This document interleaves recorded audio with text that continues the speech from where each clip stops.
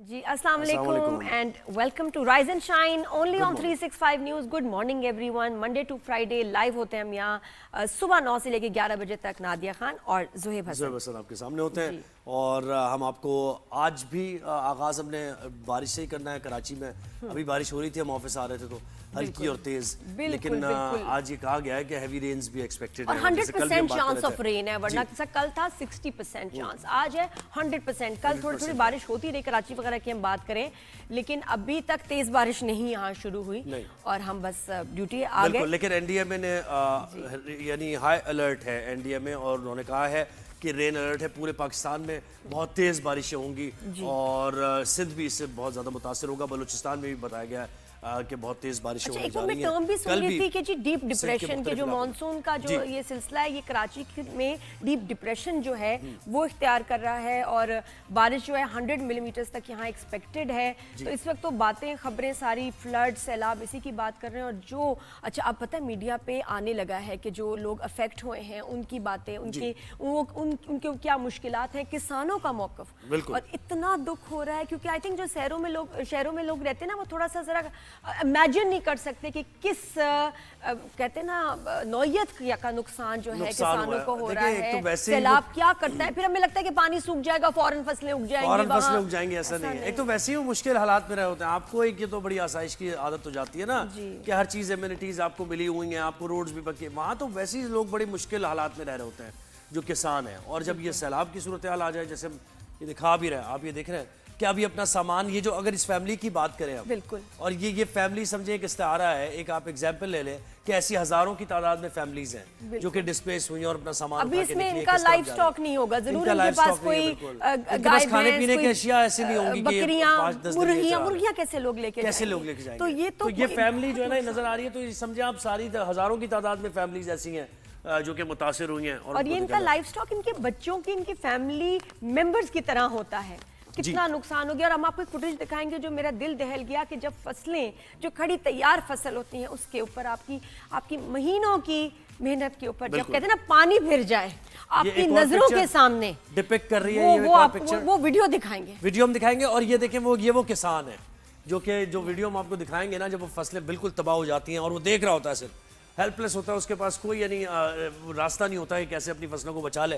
तो फिर ये कैफियत जाहिर है कितने हजारों की तादाद में, लाखों की तादाद में ऐसे किसान हैं जो कि सर पकड़ कर बैठे हुए हैं कि अब उन्हें करना क्या है, अब अपना कैसे ब्रेड एंड बटर बनाने चलाना है, कैसे फैमिली को चलाना है। तो पिक्चर्स रिप्रेजेंट करती हैं।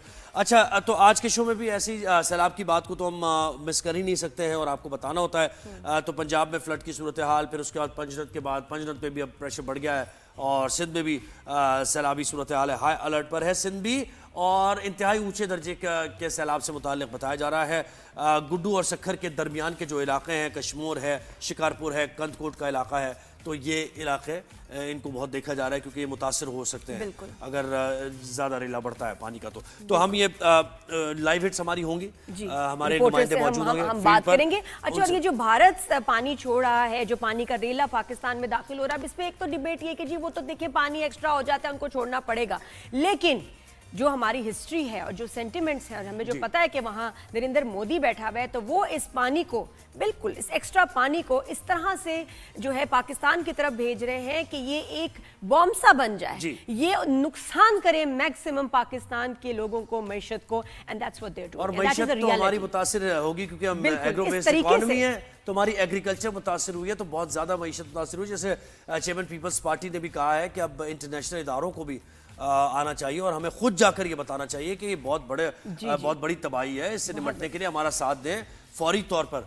तो हमें ये मौक़िफ़ भी देने की ज़रूरत है। ये बारिशों का अहवाल हम बता रहे हैं कि मुसलसल बारिशें मुख्तलिफ इलाकों में हो रही हैं।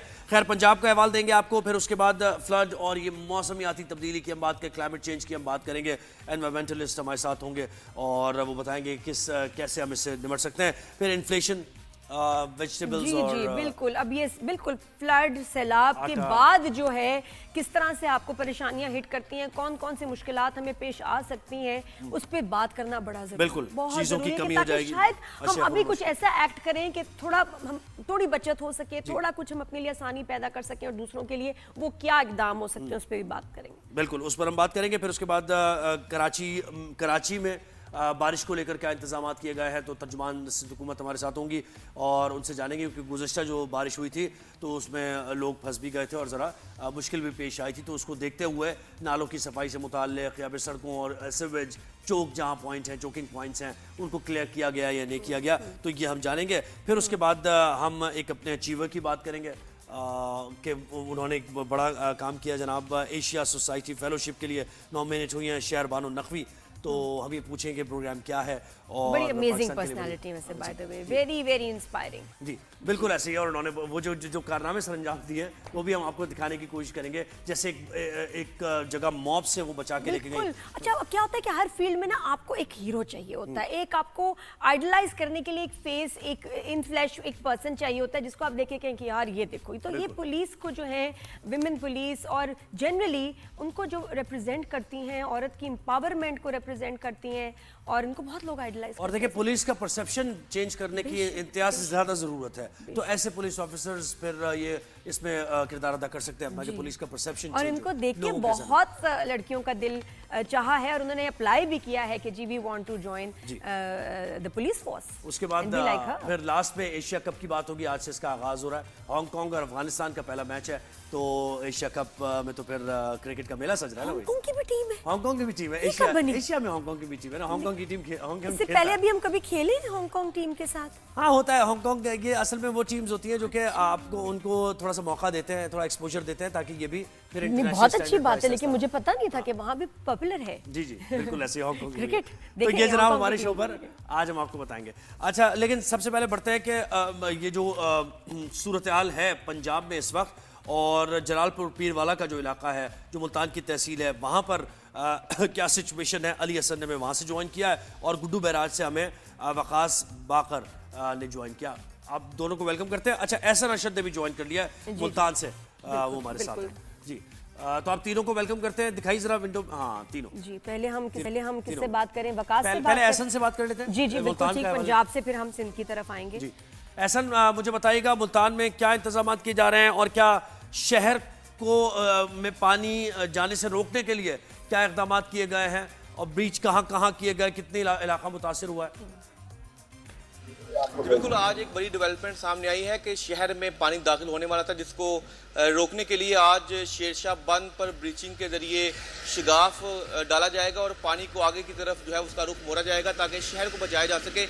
लेकिन इससे जो जहां पर पहले ही सैलाबी पानी मौजूद है उससे मजीद तबाही का खदशा जाहिर किया गया है, क्योंकि पानी का रुख मोड़ा जाएगा और पानी उन्हीं इलाकों में जाएगा जहां पर पहले से पानी मौजूद है और देहाती इलाके ज़ेर-ए-आब आ चुके हैं।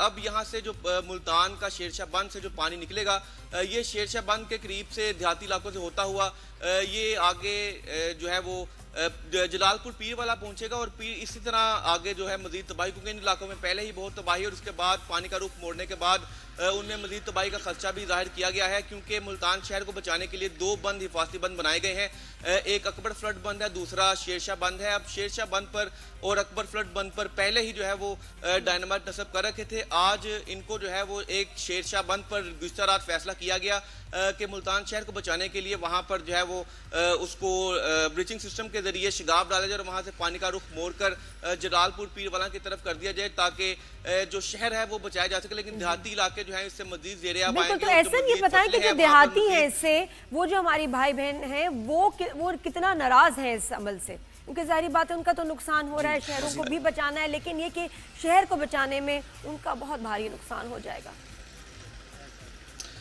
जी देखें, ज़िली इंतज़ामिया की नाअहलियाँ इस मामले में बहुत सामने आई हैं, क्योंकि मुतअद्दद जो सैलाब मुतासरीन हैं वो ताहाल कैंप से ही महरूम हैं, उनको कैंप ही फराहम नहीं की जा सकी क्योंकि कैंप की तादाद इंतहाई कम है और इलाका मकीन जो है वो काफ़ी ज़्यादा है। उनका कहना है कि घर डूब चुके हैं, यहाँ पर मौजूद हैं। अब जब मज़ीद पानी आएगा तो जो उनकी उम्मीदें थी घर जल्दी लौटने की, अब वो सामने नहीं आ रही, क्योंकि अब जो है वो मज़ीद इसी तरह जो है वो पानी का खदशा जाहिर किया गया है कि देहाती इलाकों में मज़ीद नुकसान होगा। वहाँ पहले ही तकरीबन 6 से 60 फीट तक पानी है। अब जब मज़ीद वहाँ पर शिगाफ डाला जाएगा बिल्कुल ऐसा ना के लिए हमारे साथ ही रहिए। जैसे आपने जलालपुर पीरवाला की बात की है तो वहीं से हमें अली हसन ने ज्वाइन किया है। अली, आपने सुन लिया हसन ने क्या कहा? एक तो वैसे ही वहाँ का अहवाल हमें बताया आपके कितने मुतासिर हो गए, लेकिन ये मुल्तान शहर को बचाने के लिए एक बार फिर ब्रीच करके जलालपुर पीरवाला की तरफ रेला आएगा। तो क्या इंतजाम हैं, क्या इकदाम किए गए हैं इस सिलसिले में? देखें, इस वक्त बिलाल की पीने वाला जो है शदीद आबी खतरात से गुजार है। मुल्तान की जो सबसे बड़ी तहसील है, जो कि रकबे के लिहाज से भी और आबादी के लिहाज से भी इस तहसील का जो है बड़ा नाम है। तो इस वक्त तहसील में जो है 2 दरिया लगते हैं, एक दरिया जनाब है और दूसरा जो है दरिया सतलुज है। तो इस वक्त दोनों दरियाओं में पानी में जो है मुसलसल इजाफा हो रहा है और दोनों दरिया जो है इस वक्त जलालपुर पीरवाला के शहर को जो है शदीद मुतासर कर रहे हैं। शहर के तकरीबन आबादी से 30 से 40 मीटर के फासले पर। अली, वैसे मुझे लग रहा है जलालपुर पीरवाला में आप मुझे ये मतलब ढूंढ के किसी खुश्क जगह पे खड़े हुए हैं, क्योंकि जो तबाही वहां पर हुई है तो बड़ा मुश्किल है जी। देखिए, मेरे अच्छा में आप देख सकते हैं कि यहाँ पर मकामी लोगों की जानिब से यहाँ एक भारी मशीनरी की मदद से आज तीसरा चौथा जो है इस बंद को जो है मजबूत बनाया जा रहा है, ताकि पानी जो है वो शहरी आबादी में दाखिल अच्छा, इनसे दोबारा हम प्लीज कनेक्ट हो सकते हैं? आवाज बिल्कुल क्लियर नहीं है। अच्छा, एहसन से जरा हम अब ये बात कर लेते हैं, जैसे उन्होंने कहा कि टेंट्स वगैरह नहीं है। कल हमारे साथ पीडीएम में पंजाब के डीजी थे और वो खुद ये बता रहे थे कि तकरीबन 66,000 लोगों को उन्होंने रिलीफ कैंप्स में डाला है। तो अब मुझे बताएं, क्या टेंट्स के ऑर्डर्स किए जा रहे हैं कि फौरी तौर पर वॉर फुटिंग्स पे टेंट्स बनाए जाए, जो और चीजों की जरूरत है उनको लाया जाए? इस सिलसिले में क्या इकदाम हो रहे हैं? जी देखें, जैसे रेस्क्यू के इदारे हैं, पीडीएमए का इदारा है, वो उनका बिल्कुल कहना ठीक है कि उन्होंने इलाका मकीनों को सलाम मुतासिर को रेस्क्यू किया, लेकिन रेस्क्यू करने के बाद उनको एक सड़क पर लाकर खड़ा कर देना इस मामले का हल नहीं। मुल्तान में तकरीबन 5 से 6 दिन से ये सिलसिला चल रहा है। कई आबादियाँ ऐसी हैं जहाँ पर कैंप नहीं मौजूद। 2 रोज़ से वहाँ पर बारिश का सिलसिला भी जारी रहा। इलाका मकीन जो सलाम मुतासरीन थे, अब वो तो इंतज़ामिया के पास जाते हैं, लेकिन इंतज़ामिया की जानिब से आगे से जब सामान मौजूद नहीं होगा तो वो कोई ना कोई ऐसी बात करके उनको बाहर निकाल देंगे। इसी तरह का सिलसिला देखने में आया। उन्होंने मुतद्दद बार कोई ना कोई नया बहाना बनाया, जिस तरह आईडी कार्ड का बहाना बनाया गया कि मुतलका इलाके का आईडी कार्ड होगा तो उसके बाद कैंप दिया जाएगा। इसी तरह ही दीगर जो कैंप जो सामान मैसर ना हो तो फिर इसी तरह ही आगे से सलामत मुतासरीन को वहां से भेजा जाता है ताकि वो यहाँ पर ना आए। ये थोड़ा एक ना वीडियो बनाइएगा हमारे लिए, जिसमें आईडी कार्ड के अगर आपसे कोई रिक्वायरमेंट कह रहा है कि जी जरूरी है, क्योंकि इंतजामिया ने तो इनकार कर दिया, कोई बात की भी नहीं। वीडियो जरा बनाइएगा कि लोग खा रहे हों, उनको खाना शनाख्ती कार्ड की रिक्वायरमेंट की video is very very important, ताकि प्रूफ हो, फिर हम उनसे इंतजामिया से बात कर सकें। वो कह रहे हैं ऐसा कुछ भी बना चुके हैं जी, ये हमारे लिए बना चुके हैं इस शनाख्ती कार्ड पे। अच्छा, और बकायदा वो मांग रहे हैं उसमें बिल्कुल उसमें इंतजामिया का सोर्ट भी है, जिसमें इंतजामिया की जानिब से खुद कहा गया कि एसओपीज हैं। नहीं, वो असल में इसलिए कह रही है नादिया कि डीजी कल हमारे साथ थे पीडीएम में, कि वो कहते हैं ऐसा कुछ भी नहीं है और ये बिल्कुल नहीं हो रहा ऐसा। अच्छा, पीडीएम की जानिब से सब बच्चा की रिपोर्ट दी गई है और क्योंकि जो इंतजामिया है वो उनको सब बच्चा की रिपोर्ट दे, क्योंकि जो डीजी पीडीएम में है वो शहर के मेन जो कैंप है वहां पर जाते हैं। ये मसाइल हैं देहाती इलाकों के, दूर दराज के जो इलाके हैं। जी, सही है। बस अच्छा होगा हम जरा वीडियो दिखाएंगे तो उनको भी पता चले, उनके इल्म में आए। अच्छा जी वकास की जानिब वकास से। वकास, आपको आवाज आ रही है हमारी? वकास, सही, आपकी आवाज मुझे आ रही है। चले, गुड्डू बैराज पर आप मौजूद हैं वकास, और गुड्डू से सखर के दरमियान के जो इलाके हैं, जो डिस्ट्रिक्ट्स हैं, वो कौन कौन से हैं और उस सिलसिले में इक़दाम क्या किए गए, बताइए। देखिए, मैं इस वक्त मौजूद हूँ गुड्डू बैराज के अप स्ट्रीम पर, जिसको जो यहाँ पर ये सिंध पंजाब का संगम है। ये जगह वो है जहाँ पर दरियाई बेल्ट में जिला पंजाब का जिला राजनपुर की तहसील रुझान और सिंध के जिला कश्मीर की तहसील कश्मीर यहाँ पर मौजूद। मेरे दाएं जाने बिल्कुल कश्मीर का जो गुड्डू थर्मल पावर प्लांट है, ये वो दरियाई बेल्ट है जिसने अपना दरिया ने कदीमी रुख तब्दील किया और यहाँ पर हजारों एकड़ जमीन जो है दरिया बुर्द हो चुकी है। इस मौजूदा सैलाबी सूरत हाल में जितना बड़ा नुकसान सिंध पंजाब के इन अजला में हुआ है, शायद इससे पहले मादी में कभी हुआ हो। 2010 के सैलाब का जिक्र किया जाता है। 2010 का सैलाब चूंकि दरियाई सैलाब था और उसकी बारिशों के बाद जो सूरत हाल हुई थी, मौजूदा सैलाबी सूरत हाल जो है मुल्क में आई है, उसकी वजह भारत की अभी जारियत है। अब इस वक्त जो पंजाब, निस्फ से जायद पंजाब के हमारे अजला जो है सैलाबी सूरत हाल की वजह से लाखों लोग बेघर और नुकसान में है। सिंध में सूरत हाल कदरे बेहतर इस 2 वजूहात के तहत। एक तो सबसे बेहतर बात यह है के महकमा आबपाशी सिंध ने गुज़िश्ता चंद सालों के दौरान जो अपने इरिगेशन इंफ्रास्ट्रक्चर पर इन्वेस्टमेंट की थी उसके असरात नजर आ रहे हैं कि गुड्डू बैराज से जब 5.5 लाख क्यूसेक का सैलाबी रेला गुजरा तो सिंध में कहीं भी किसी भी मकाम पर नहर को, केनाल को या इरिगेशन नेटवर्क के किसी इंफ्रास्ट्रक्चर को कहीं कोई ब्रीच नहीं लगा और बआसानी वो बहिरा अरब में जाकर पहुंच गया। दूसरी चीज यह है कि जब पंजाब में सैलाब रेला सिंध में दाखिल होता है उसमें 48 घंटे का एक वक्त मिलता है और पंजनत वो मकाम है सिंध पंजाब का संगम दरियाई बेल्ट पर जहां से ये गेज किया जा सकता है कि सिंध की जानिब कितना बड़ा सैलाबी रेला आ रहा है। तो ये इंतजामात करने में थोड़ी आसानी खतरे बेहतर हो जाता है। अली हसन से भी हम बात करेंगे जी, जलालपुर पीरवाला में मौजूद हैं। अली प्लीज बताइएगा जरा थोड़ा वहां का हाल दोबारा पीछे जो काम चल रहा है क्या मतलब बंद बनाया जा रहा है ताकि आबादी में दाखिल ना हो पानी? हमें मशीन्स नजर आ रही हैं वहाँ जी। देखिए इंतजामिया की जानिब से जो पहले जो सड़क थी जिसको पहले एक बंद बनाया गया था उसका फिर सड़क बनाई गई तो उसके ऊपर भी इंतजामिया की जानिब से तकरीबन 2 से 3 फुट का जो है वो बंद बनाया गया था इंतजामिया की जानिब से, उसके मशीन डाली गई थी लेकिन वो जो है सैलाब को रोकने के लिए नाकाफी थी।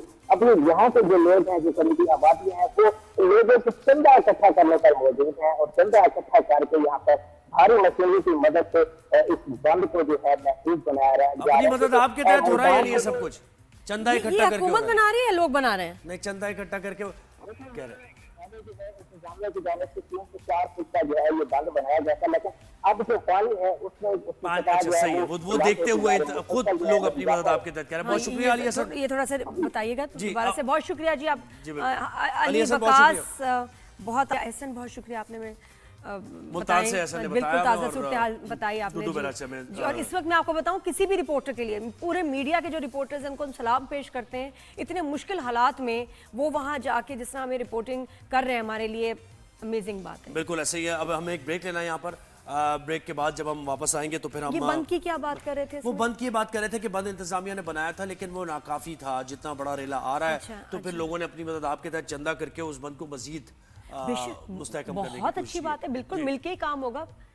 एक ब्रेक के बाद हम वापस आते हैं और फिर उसके बाद कुछ मजीद एनवायरनमेंट की बात करेंगे। देखते रहे Rise and Shine, stay with us, good morning.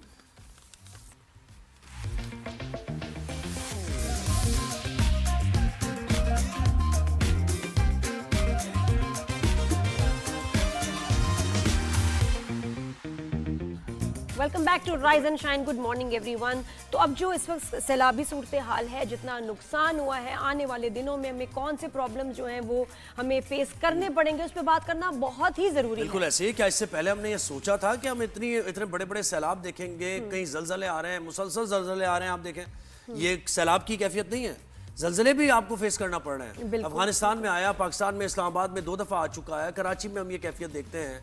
फिर आपके पास पानी नहीं है, कभी शॉर्टेज है, कभी पानी इतना है कि घरों को बाहर लेकर लग जा रहा है। अब मैं ये कभी बारिश नहीं है, कभी बारिश इतनी है कि संभाल नहीं जा रही। मैं ये सोच रही थी कि अब देखिए हुकूमत के लिए कितना बड़ा चैलेंज हो गया कि वो जो है अपने रिसोर्सेज इनको दोबारा बसाने में खर्च करें या जो हमें डैम्स वगैरह चाहिए अगले मानसून जो कि 11 महीने में आ जाएगा डैम्स पे लगाएं, आप सब्सिडी दें, इन्फ्लेशन कम करने पे लगाएं। आप करें क्या? जाएं तो जाएं कहां? इस साल तो इतना खर्चा है कि इनको देखो दोबारा से अपने पैरों पे खड़ा करना है। जो इनका नुकसान हुआ है वो किसी हद तक पूरा करना, तो वो रिसोर्सेज उसमें जाएंगे या ये कि डैम्स बनाए जाएंगे, ये सोचने की बात है।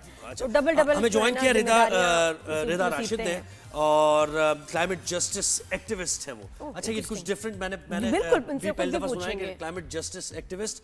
रिदा बहुत शुक्रिया, आपने मैं शो पर वक्त दिया। वेलकम करते हैं, गुड मॉर्निंग। कैसी हैं? आवाज आ रही है आपको हमारी? जी मुझे आवाज आ रही है, थैंक यू। अच्छा रिदा, जरा पहले बताएं क्लाइमेट जस्टिस एक्टिविस्ट इन पाकिस्तान, उनका क्या मतलब काम होता है, क्या जॉब होती है, क्या जिम्मेदारियां होती हैं?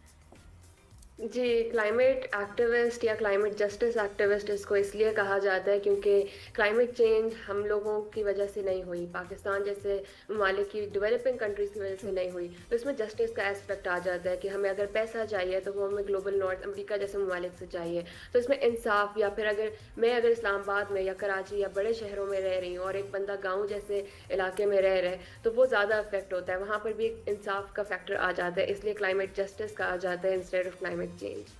अच्छा ठीक है, ये तो कहा जाता है, लेकिन आप मुझे बताएं कि यानी कैसे कंट्रीब्यूट कर रही हैं अपने तई? कोई आपकी ऑर्गेनाइजेशन है या इंडिविजुअली आप जाकर लोगों को अवेयर कर रही हैं क्लाइमेट चेंज से मुताल्लिक?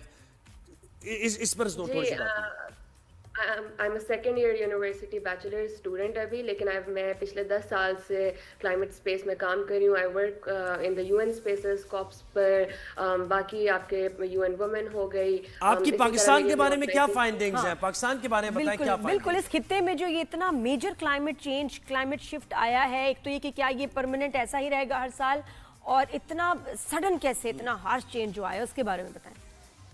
अच्छा, अगर पाकिस्तान का देखा जाए या वैसे भी डेवलपिंग कंट्रीज का देखा जाए तो हम वल्नरेबल 3 वजह से हैं। पाकिस्तान एक तो आपकी ज्योग्राफी की वजह से आप दुनिया के ऐसे नक्शे पर मौजूद है, ऐसी जगह पर मौजूद है जहाँ पर आपके पास 7000 ग्लेशियर्स मौजूद है, वो बहुत तेज़ी से पिघल रहे हैं क्योंकि आपकी टेम्परेचर बहुत ज़्यादा बढ़ रहा है। लेकिन उसके बाद आपकी अपनी गवर्नेंस के बहुत ज़्यादा इशूज़ हैं, आपके मैनेजमेंट के इशूज़ हैं, जिसकी वजह से क्लाइमेट के इम्पैक्ट जो हैं वो ज़्यादा हो जाते हैं। यहाँ पर पाकिस्तान खुद भी लैक करता है। अगर आप इसी तरह बांग्लादेश को देखें, Bangladesh is trying to adapt, तो आपको अडेप्ट करने की जरूरत है क्लाइमेट चेंज से। और पाकिस्तान अगर अफेक्ट हो रहा है, जिस तरह आप देख रहे हैं ड्राउट्स आते हैं, सैलाब आए हैं, आपका अभी सैलाब का सीजन खत्म नहीं होगा तो आपके पास स्मॉग आ जाएगी, तो यहाँ पर हमारी अपनी मैनेजमेंट बहुत ज़्यादा आ जाती है, हमें अडेप्ट करने की ज़रूरत है। हम बहुत ज़्यादा सिंपैथी के लिए हमारी रिएक्टिव अप्रोच होती है। अच्छा, adapt how Rida, adapt how कैसे? अच्छा, जहाँ अडेप्ट करने की जहाँ पर बात आती है, देखें आपका जो अगर हम आपका कोई भी प्रोजेक्ट होता है तो आपको सबसे पहले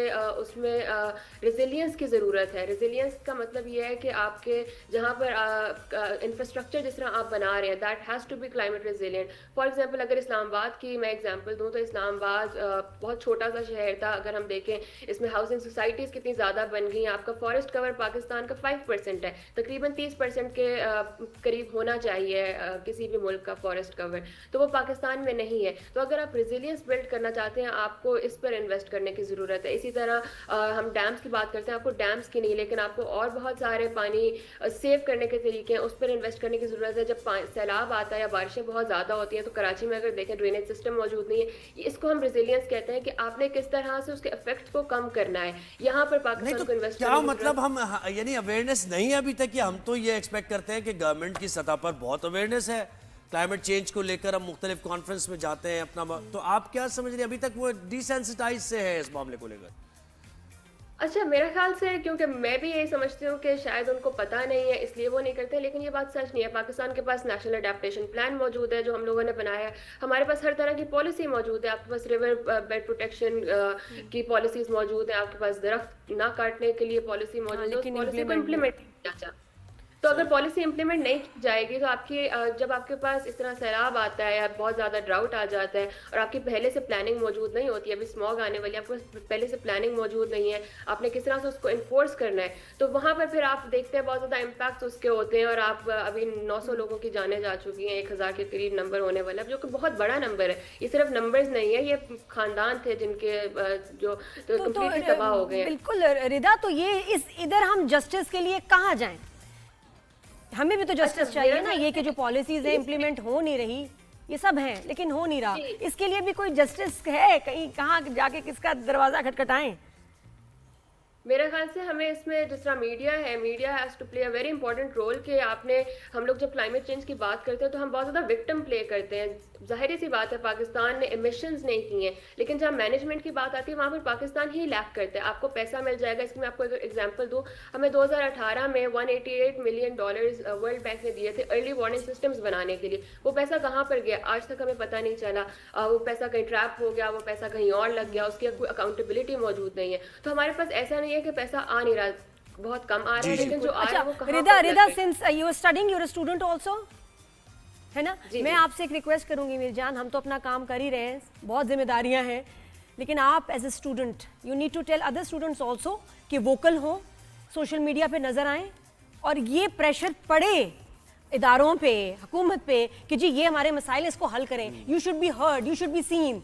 तो ये प्लीज अब आप लोग भी नजर आएं, और सोशल मीडिया है इसके लिए। इस पर भी प्रेशर की हाँ, जरूरत पड़ेगी। रिदा, बहुत शुक्रिया। मेरे जहन में एक भी कोई फेस नहीं है अभी तक किसी बच्चे का कि एनवायरनमेंट पे बहुत वोकल और एक्टिव हो, कर रहे हैं काम, लेकिन इससे ज्यादा मिर्जान करने की जरूरत है Rida. And you are the future, and students like you can bring a change in Pakistan. Please be vocal, please be active और कुछ आवाज उठाएं। बिल्कुल ऐसे ही है। तो अब और हम सॉल्यूशंस दें। सॉल्यूशंस दें, बिल्कुल ऐसे हम सबको ये होना चाहिए, अवेयरनेस होनी चाहिए।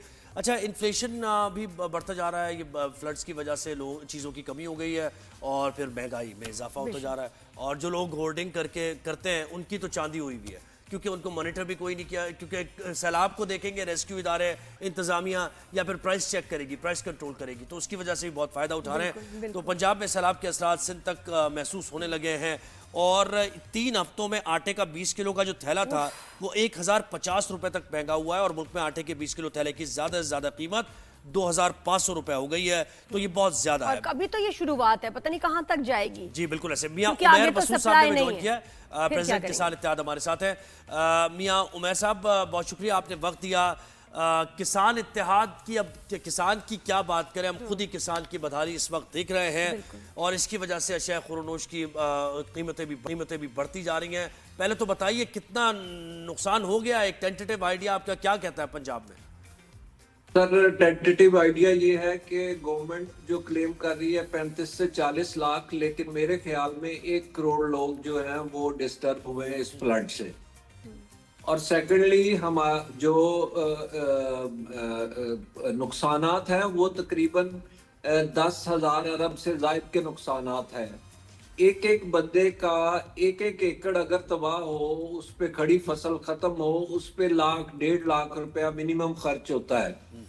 तो इस तरह अगर आप देखें कितने हजारों एकड़, जो लाखों एकड़ जो है वो इस टाइम भी वहां पे पानी चल रहा है। और दूसरे नंबर पे कुछ चीजें जो पोर्ट्रे की जाती है कि लोग दरिया के अंदर बैठे हैं, ऐसा नहीं है। दरिया का एक एरिया है, दरिया अपनी जगह चेंज करता है।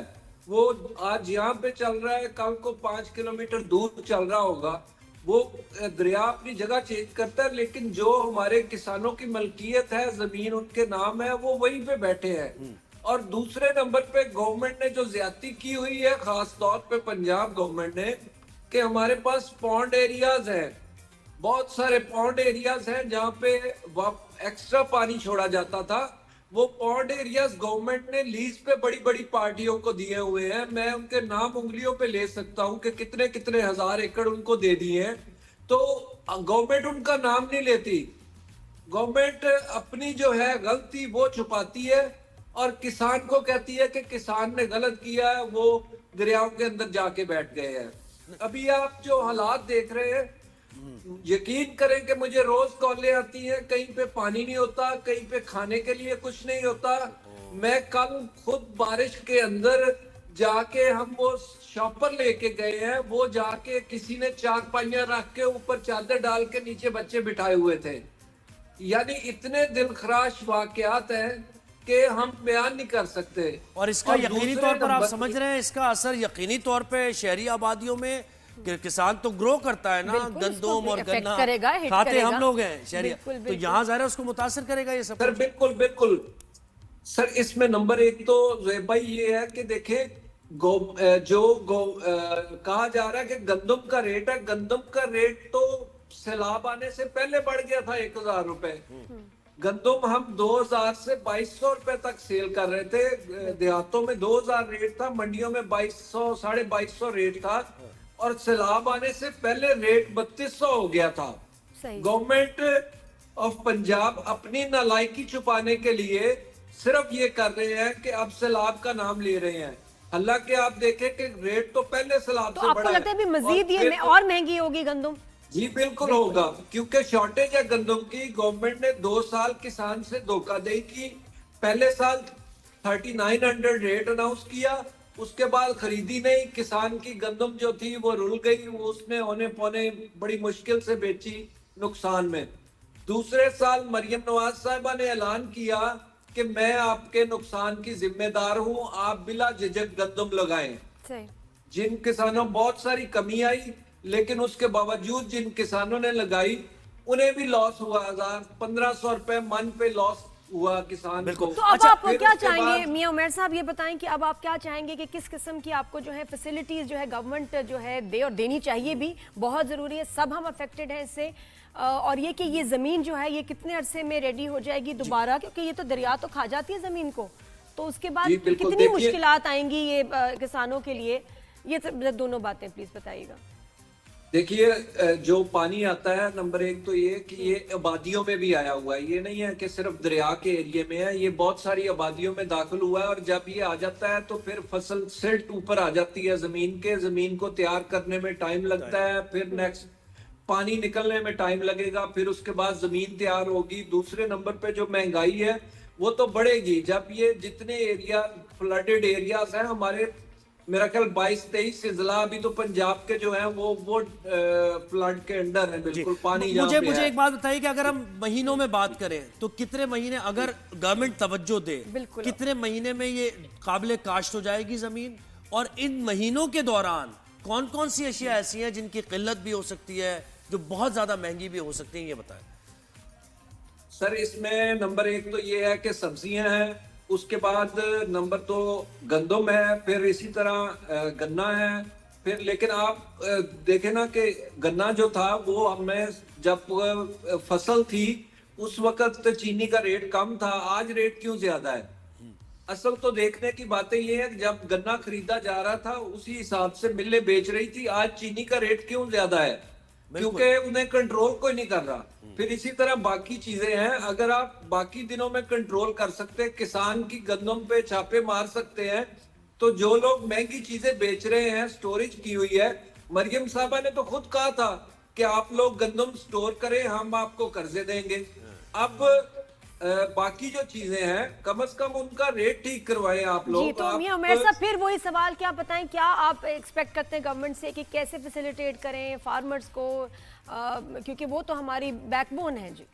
तो क्या क्या आसानियां आपको चाहिए, किस तरह की जो है सब्सिडी हो या क्या ऐसी प्लानिंग हो जिसमें आसानियां हो?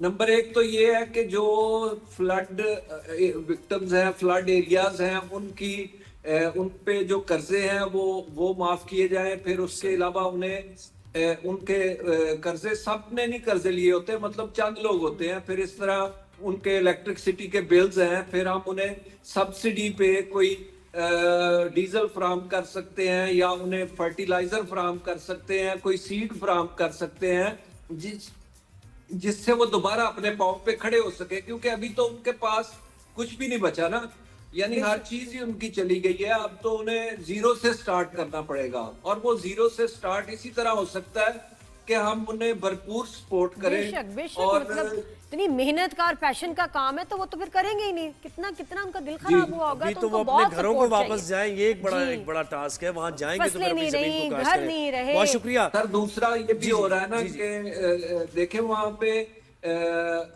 पानी के अंदर डकैतियां या चोरियां होती हैं, पानी खड़े में कश्तियों पे लोग आ जाते हैं घरों से, हम वो घर भी नहीं छोड़ सकते। जी जी बिल्कुल। किसान अपने घर पे, वहां पे भी एक बंदा बिठाया मसला होता बिल्कुल है। एक नहीं है मसला, वसाइल का अंबार है। बहुत शुक्रिया प्रेसिडेंट के साथ इत्तेहाद मियां भाइयों के साथ हम खड़े हैं, हम उनको सपोर्ट करेंगे इंशाल्लाह। आई एम श्योर गवर्नमेंट भी उनको सपोर्ट करेगी, उनसे बात करें, उनके मसाइल जो आपके सवाल पे वो यही करें। कहते हैं कि भाई बिल्स जो हैं उनको माफ किया जाए। फिर वो कहते हैं कि कर्जे जो हमने लिए हुए हैं उनको माफ करने की किया जाए, सब्सिडाइज फर्टिलाइजर, सीड वगैरह। और ये अभी पता है, अभी अनाउंस करें चीजें क्या, ताकि उनको थोड़ा सा ना सहारा हो, वरना वो कितने दिल बर्दाश्ता हो जाएंगे, डिप्रेशन में चले जाएंगे। टेल देम नाउ कि क्या उनके लिए आगे आसानियां होने वाली हैं, आसानियां उनके लिए पैदा करेंगे ताकि वो दोबारा जो है खड़े हो जाए अपनी जिंदगी में। बड़ा नुकसान हुआ, घरों में 10-10 फुट पानी, छतों पे हैं सारे ये हमारे किसान भाई, ये देहाती हमारे छतों पे हैं। और वो देखो क्या बात बताई उन्होंने कि भाई चोरियां हो रही है, अपना घर छोड़ के नहीं जा रहे, छोटे बच्चे हैं, स्टॉक की ज़ाहिर है वो भी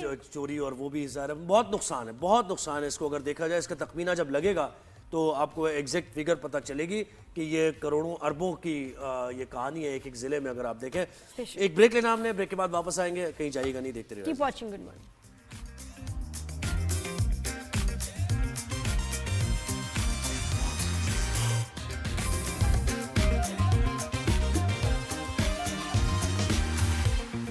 welcome back after the break. मैं आपको कराची की अगर बात बताऊं तो सबकी जो नज़र है वो खिड़की से बाहर है कि जी बारिश हो रही है, तो कितनी तेज हो रही है। हल्की हल्की हो रही है, कभी तेज भी हो जाती है। अभी अगर हैवी रेन्स हो गई एकदम से 1-1.5 घंटा, क्योंकि देखें ना अब ये कि कल से बल्कि 2 दिन से बारिश हो रही है, ठीक है, और अब इसमें अगर 2-3 घंटे रेन्स हो जाती हैं तो फिर क्या सूरत हाल बनेगी। 100% तो आज है कि जी बारिश का चांस है, बारिश होनी है, उसमें 100 मिलीमीटर्स ये कितनी हुई, हम बर्दाश्त कर सकते हैं? 100 मिलीमीटर्स देखें, अगर अभी अभी जो बारिश हुई थी मुख्तलिफ जगहों पर, ये 150 भी हुई थी, कहीं 200 भी गई थी, लेकिन मुख्तलिफ जगहों पे अलग अलग नंबर्स थे, ठीक है ना। लेकिन अगर 100 मिलीमीटर्स हो जाती है तो ज़रा मुश्किल पेश आ हमारे सकती लिए है। काफी मुश्किल है। आज तो महकमा मौसमियात ने तो पेशगोई की है, अर्बन फ्लडिंग का खदशा भी जाहिर किया गया है। NDMA का भी हमने आपको बताया शो के आगाज़ में कि उन्होंने भी हाई अलर्ट किया हुआ है। इससे मुतालिक आज सिंध के इकदाम क्या हैं सैलाब से निपटने के लिए भी, और ख़ासतौर पर हम कराची और शहरों की बात करें कि यहाँ पर हैवी रेंज होती हैं तो वो क्या इंतजाम किए गए हैं, तो तर्जुमान सिंध हुकूमत सादिया जावेद साहिबा ने हमें ज्वाइन किया है। सादिया साहिबा, वेलकम करते हैं आपको शो पर। मुझे बताएं कि ये जो अभी मेट ऑफिस की तरफ से अलर्ट जारी किया गया है, तो कितनी आज और कल हैवी रेंज होंगी, इकदाम इस सिलसिले में क्या किए गए हैं सिंध हुकूमत की तरफ से? बिस्मिल्लाहिर्रहमानिर्रहीम, गुड मॉर्निंग।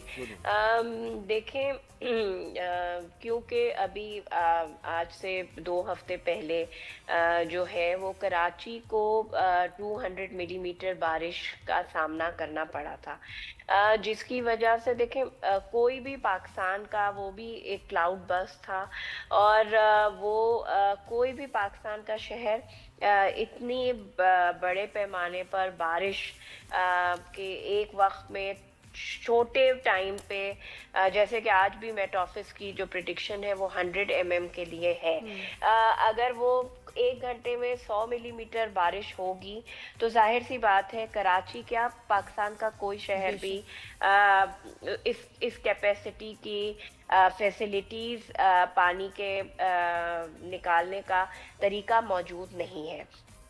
जब उस दिन कराची में बारिश हुई थी, जब बारिश रुकी और समंदर लो टाइड्स पे गया तो कराची का 4 से 5 घंटे में पानी निकल गया था। जो कल मेयर साहब ने और सिंध गवर्नमेंट के एडमिनिस्ट्रेटिव चीफ सेक्रेटरी साहब ने मीटिंग्स की हैं, जो पिछली बारिश हुई थी उसमें सबसे ज़्यादा रोड मैनेजमेंट का इशू हुआ था। लोग ट्रैफिक में फंस गए थे, मुतबादिल रास्तों के बारे में उनको इन्फॉर्मेशन नहीं थी।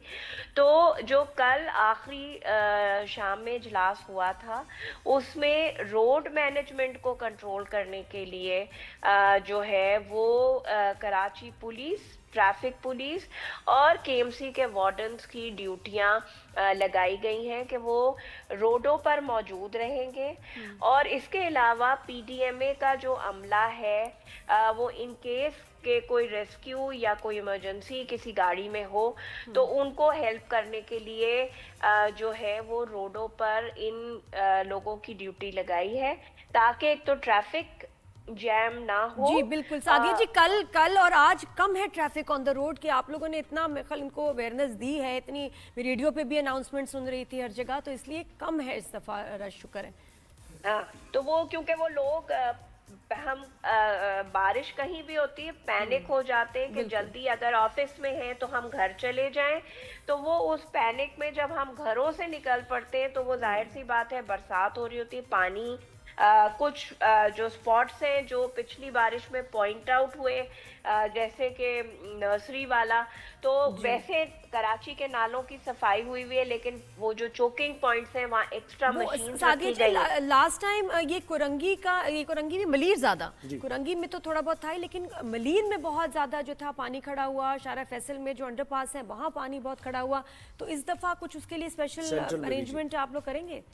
हाँ जी, वो ऑलरेडी जो सक्शन मशीन्स हैं, जो पानी डी वाटरिंग वाली मशीन्स हैं, वो मकामात पर जिस जगह पिछली दफ़ा शिकायत आई थी ज़्यादा पानी खड़ा हुआ था उस जगह जो है वो मशीन्स पहुंचा दी गई हैं कि जैसे ही बारिश रुके तो डी वाटरिंग का अमल तेज़ किया जाए, ताकि रोडों में जो पानी की वजह से ब्लॉकेज, जो अंडरपासेस रुक जाते हैं, वो ना हो इस दफा। और छोटे नालों की सफाई से मुताल्लिक भी बताइए, क्योंकि कराची ईस्ट का इलाका या कराची वेस्ट या फिर सेंट्रल का इलाका ये भी मुतासिर इससे बहुत ज़्यादा हुआ था पिछली दफ़ा जब रेंज हुई थी। देखिए, मेरा ख्याल से मैं बार बार ये बात कह रही थी कि जो टाउन है वो उन्होंने अपनी जिम्मेदारी, पिछली बारिश जो हुई 2 हफ्ते पहले उसमें उनकी तैयारी मुकम्मल नहीं थी, जिसकी वजह से जो गलियां मोहल्ले थे वहाँ पानी भरा और लोगों को तकलीफ आई। और दूसरी जो सुई गैस की कटिंग इस शहर में मुख्तलिफ टाउन्स में हुई और उसकी मद में उन्होंने पैसे दिए, लेकिन जो रोड की रिपेयर का वर्क है वो भी काम मुकम्मल नहीं हुआ।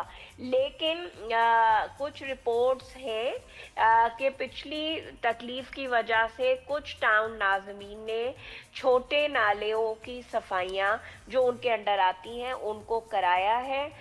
तो उम्मीद करते हैं कि इस दफ़ा वो भी जो है लोगों को कम तकलीफ हो। सादिया जी, इधर हमें भी अपनी जिम्मेदारी लेनी चाहिए, लोगों को, आवाम को, कि हम भी अब थोड़ा सा रिस्पॉन्सिबल हो जाएं। रिसाइकलिंग पे, गंद ना फेंकना, सफाई का इंतज़ाम, बच्चों को मना करना, एहतियात करना, तस्वीरें ना बनाना सैलाब के साथ सेल्फियां ले रहे हैं। हम लोग को भी बहुत ज़रूरी है कि भी हमें अवेयरनेस आप इतनी दें और थोड़ी सख्ती भी हो लोगों के लिए कि जी ख्याल करना है, वरना जो है हुकूमत के लिए जो है वो और मुश्किलात बन जाती हैं। देखिए वो सफाई निस्फ ईमान है, हमारे मजहब की का हिस्सा है, लेकिन आपको पता है कि हम बासानी ये सोचते हैं कि हमने तो सड़क किनारे कचरा फेंक दिया, हम गाड़ी में जा रहे होते हैं, हम शीशा उतारते हैं, टिश्यू पेपर फेंक दिया, या जो खा पी रहे होते हैं वो कागज फेंक दिए। जी जी, बोतलें बाहर। बिल्कुल ये देखे ना, जो नालों में लोग कहते हैं कि जी कचरा है, तो वो हम ही लोग हैं ना। और दूसरी बात ये है कि गवर्नमेंट तो पूरी कोशिश कर रही है, लेकिन लोगों को भी साथ में लोगों को साथ देना चाहिए। बिल्कुल ऐसे। ये जो प्लास्टिक बैग्स हैं ये एनवायरनमेंट के लिए भी हैजर्ड है, नाले चौक करते हैं, एनवायरनमेंट के लिए प्रॉब्लम है। तो लोगों को डिस्करेज करना चाहिए, उन दुकानदारों को भी जो ये थैले प्रोवाइड करते हैं, जब उनको सामान डाल के देते हैं, फिर वो थैले और घर आते हैं और हम फिर उसको फेंकते इस्तेमाल करते हैं, हम फेंक देते हैं और उसके बाद चौकी सख्ती की जरूरत है। सख्ती की जरूरत है। अच्छा मुझे बताइएगा, अभी तो हमने कराची की तो बात की है, हैदराबाद में भी हुई है और बहुत से जो सिंध के शहर हैं बारिश की वजह से मुतासर हुए हैं, वहां इंतजामिया कैसे काम कर रही है? और जरा सैलाबी सूरत हाल गुड्डू बैराज से लेके और सक्कर बैराज तक जो इलाके हैं उससे मुतालिक भी जरा बताइए, इक़दाम क्या हैं? अच्छा, पहले इस वक्त अगर सक्कर बैराज का पानी का अखराज देखा जाए तो वो कोई 445 है, Sukkur is 375 and Kotri is 2,33,000 cusec पानी इस वक्त कोटरी डाउन स्ट्रीम से समंदर की तरफ वो है। पंजनत पे इस वक्त 4.5 लाख क्यूसेक पानी है जो चिनाब से मिलता हुआ आज एक्सपेक्ट किया जा रहा है कि गुड्डू बैराज की तरफ हेड करेगा फ्लो जो है, और कहीं दोपहर तक ये पानी गुड्डू बैराज पहुंचेगा जो 7 और 8 लाख के दरमियान होगा। और इससे कश्मीर के इलाके और दीगर कच्चे के इलाके वो मुतासिर होने का खदशा है? देखें, कश्मीर नहीं, हाँ, लेकिन जो कश्मीर का कच्चे का इलाका है, देखिए जो from Guddu barrage to Kotri down stream right और लेफ्ट का कच्चा है वो मुकम्मल तौर पर डूबेगा। इसीलिए उन इलाकों में नकल मकानी कराई गई है, माल मवेशी को निकाला गया है, क्योंकि हुकूमत की अवलीन तरजीह जो है वो इंसानी जान की हिफाजत। और कितने लोगों की नकल मकानी हुई है? ये तो कई लाख लोग होंगे। जी, इस वक्त तक कोई हुकूमत जो है, जो हुकूमती कैंपों में मौजूद है या जो हमने रेस्क्यू सेंटर्स बनाए हैं वहाँ मौजूद है, वो तकरीबन कोई 1.5 लाख की आबादी है जो मुंतकिल हो चुकी है। कुछ लोग जो हैं वो अपने रिश्तेदारों के घर और दोस्तों के घर भी मुंतकिल हुए। तो कच्चे की इलाके से बहुत बड़े पैमाने पर नकल मकानी की गई है, क्योंकि और उन लोगों के खाने पीने, मेडिकल फैसिलिटीज़ और लोकल इंतज़ामिया, PDMA, health department on spot मौजूद है इन लोगों को फैसिलिटेट कर। जी, तो सादिया जी, आप लोगों को क्या बताना चाहेंगी कि किस तरह से वो कोऑपरेट करें, हेल्प करें इंतजामिया की, ताकि जो मसाइल वो कम हो जाएं, बढ़े ना अभी लोगों से अपील यही है कच्चे के इलाके के कि जो अभी भी लोग बहुत सारे हैं जो नहीं निकलना चाहते कि जी हमारे घर हैं, क्योंकि पार्शली और कुछ घर पूरे भी हो सकता है कि डैमेज हो, क्योंकि पानी है, सैलाबी रेला है जो गुजरेगा। तो लोगों से मेरी यही रिक्वेस्ट है कि वो गवर्नमेंट के साथ, एडमिनिस्ट्रेशन के साथ जो है उनको उनकी बात सुने, उनके साथ कोऑपरेट करें।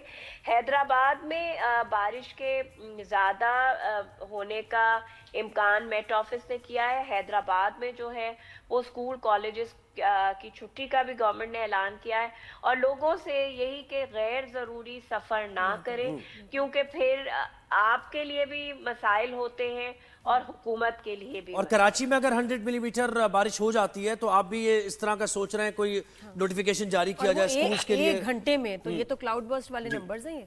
जी, अगर कराची में 100 मिलीमीटर बारिश की तरफ अगर एक घंटे में होगी तो डेफिनेटली स्कूल और दफातर को बंद करने के लिए गवर्नमेंट नोटिफाई करेगी, लेकिन अभी तक कराची के लिए ऐसा कोई नोटिफिकेशन नहीं। सही, लेकिन जो प्राइवेट स्कूल्स हैं उन्होंने खुद ही अपनी तरफ से स्कूल देखिए वो जाहिर सी बात है, क्योंकि पेरेंट्स पिछली बार की वजह से खौफजदा हुए, छोटे बच्चे हैं, तो जाहिर सी बात है प्राइवेट स्कूल्स ने ऑनलाइन क्लासेस की तरफ वो ले गए, जो कि एक अच्छा अमल है।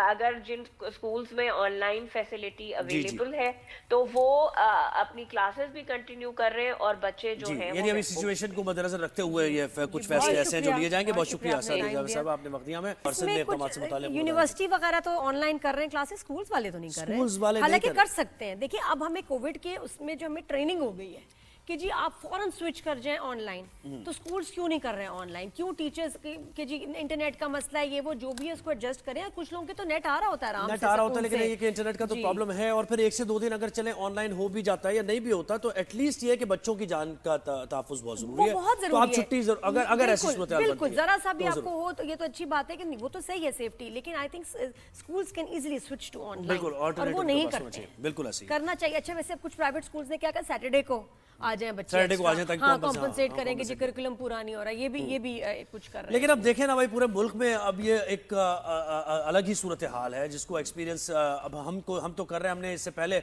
इतनी हैवी रेन्स पूरे मुल्क में ये कैफियत नहीं देखी है जो कि अब हमें देखने में आ रही है। तो इंतजामिया के पास लिमिटेड ही रिसोर्सेज हैं जिसको बरूए कार्ड लाते हुए इक़दाम कर रहे हैं लोगों की जान बचाने। हम जब कैंप्स की बात करते हैं तो हजारों की कैपेसिटी है, लेकिन जो नुकसान हो रहा है जिन लोगों का जो अपने घर छोड़ के जा रहे हैं वो लाखों में है। जी बिल्कुल, एक ब्रेक लेना है राइजिंग शाइड में, ब्रेक के बाद वापस आते कहीं जाएगा नहीं।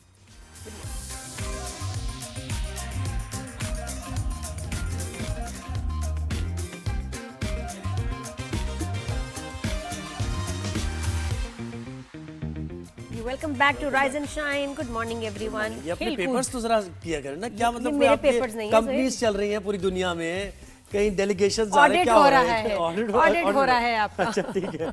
अच्छा भाई, अब हम बात कर रहे हैं क्रिकेट की। एशिया कप की आज से इसका आगाज हो रहा है। भारत डिफेंडिंग चैंपियन है।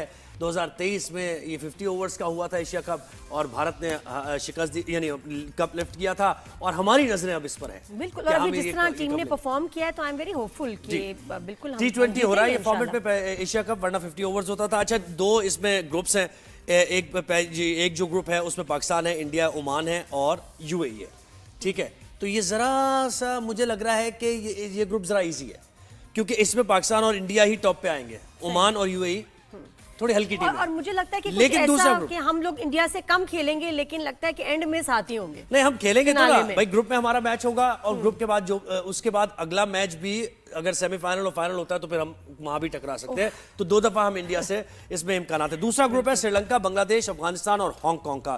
तो इसमें जरा टफ कंपटीशन 3 में है। श्रीलंका, बांग्लादेश और अफगानिस्तान तीनों बराबर की तकरीबन टीम्स हैं। तो आज ये जो आगाज हो रहा है, अफगानिस्तान और हांगकांग का पहला मैच होगा। इस पर हम बात करते हैं। सैयद मोहम्मद अवैस ने ज्वाइन किया है, क्रिकेट एक्सपर्ट है उनसे। अवैस कैसे हैं आप? ठीक ठाक हैं? अल्लाह का शुक्र, आपने ठीक है? बिल्कुल खैरियत से हैं। तो ये आपका सीजन आ गया, मैं तो कहूंगी आपको मुबारक हो। ये जो स्पोर्ट्स एंकर्स होते हैं ना, उनका ये आ जाता है सीजन। जब बड़ी सीरीज कोई हो रही हो तो आप बड़े बिजी होने वाले होंगे।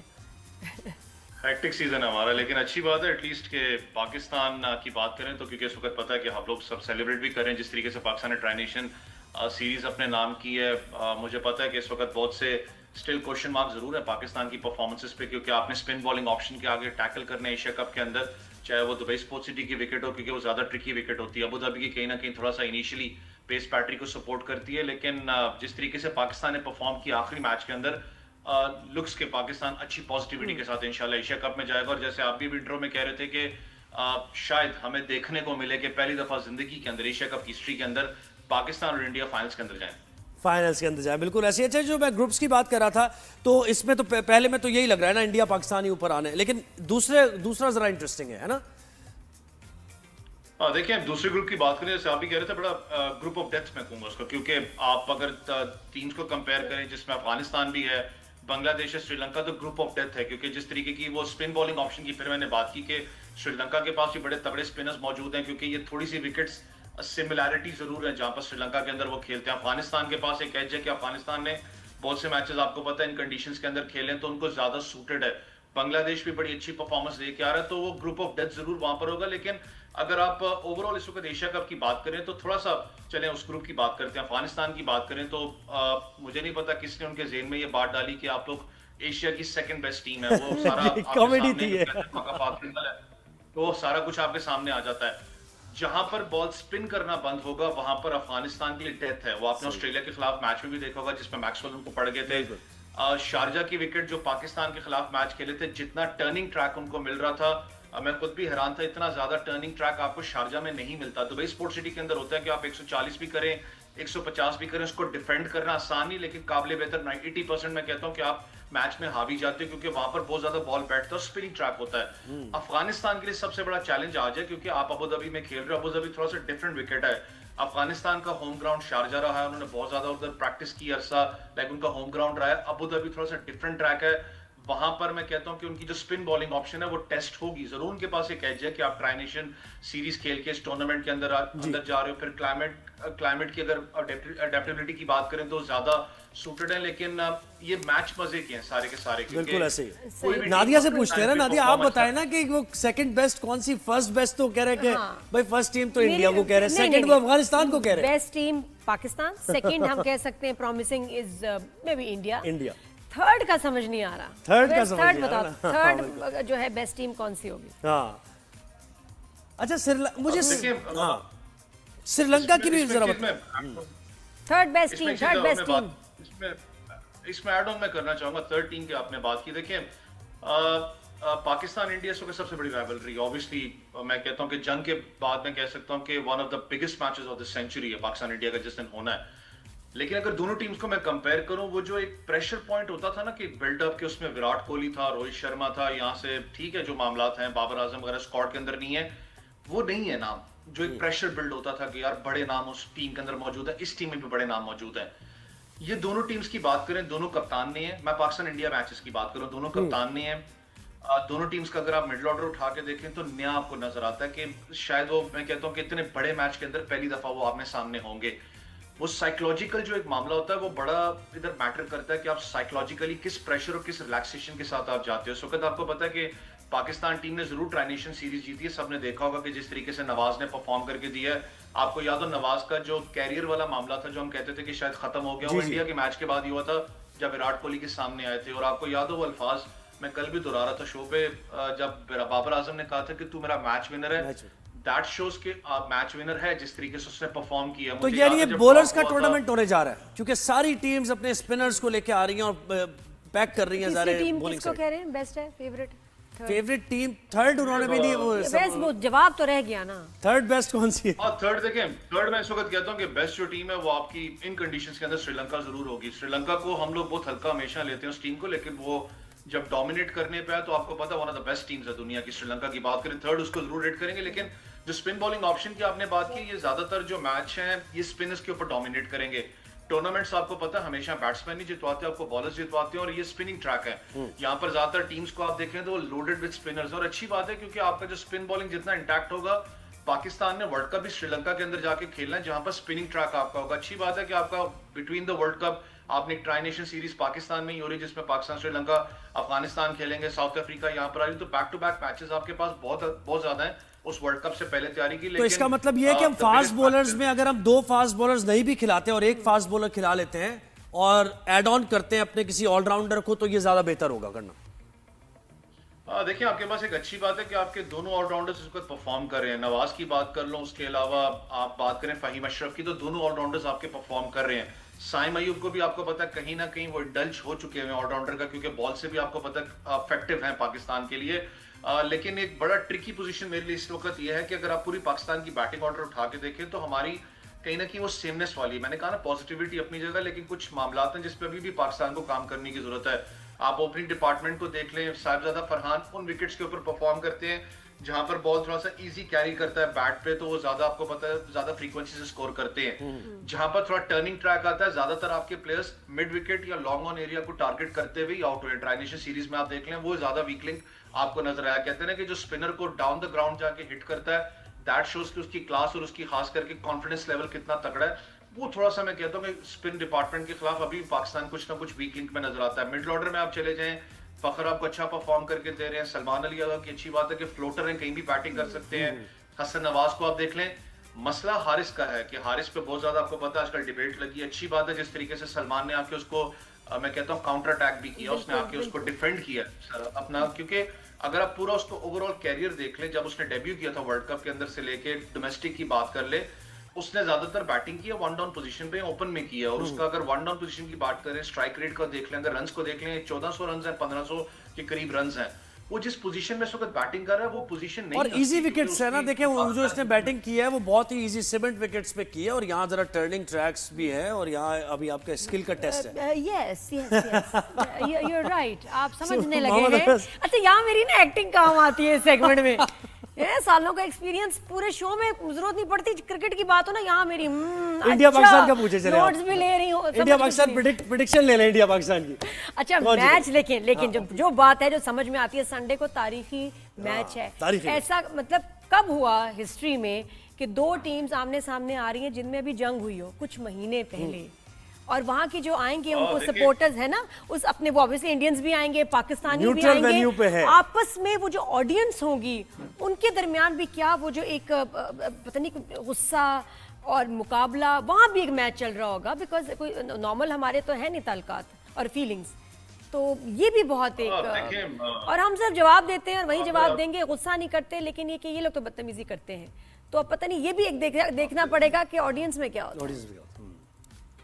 देखें इस वक्त अगर आप थोड़ा सा अगर आप, मैंने कहा ना कि उस मार्के के बाद सबसे बड़ा ये मैच है सदी का, सब बात कर रहे हैं इसके ऊपर, और उम्मीद भी है जिस तरीके से 6-0 मारा है इनको आसमान पे, मैं कहता हूँ मेरा ख्याल है टी-शर्ट पे यही लिख के जाना चाहिए है ना, 6-0। मैं तो ये कहूंगी कि ये टी-शर्ट पहने और जाए मैच देखने इंडिया पाकिस्तान का, तो हम तो पहले जीत गए। सब आपसे बात होती रहेगी, जैसे उन्होंने कहा कि और बोले वहाँ हम तो जीत गए, हम तो पहले जीत जी। तो संडे का इंतजार है सबको इंतजार है संडे का, और क्या मतलब बड़ी बड़ी स्क्रीन्स लगेंगी। आप वैसे मैच देखने कोई है ऐसा? मैं तो खैर सारे अपने भांजों को बुला लेता हूँ, कजन्स वगैरह आ जाते हैं और मिलके बैठ के मैच देखते हैं, और इंडिया पाकिस्तान तो खास तौर वो बीच में मैं देखती हूँ। अच्छा, पूरा बैठ के मैच नहीं देखा जाता, लेकिन पूछती रहती हूँ क्या स्कोर हुआ है, हम जीत रहे हैं, और अगर कोई थोड़ी सी बुरी खबर है तो फिर मैं नहीं पूछती। बहुत से ऐसे आपकी तरह होते हैं।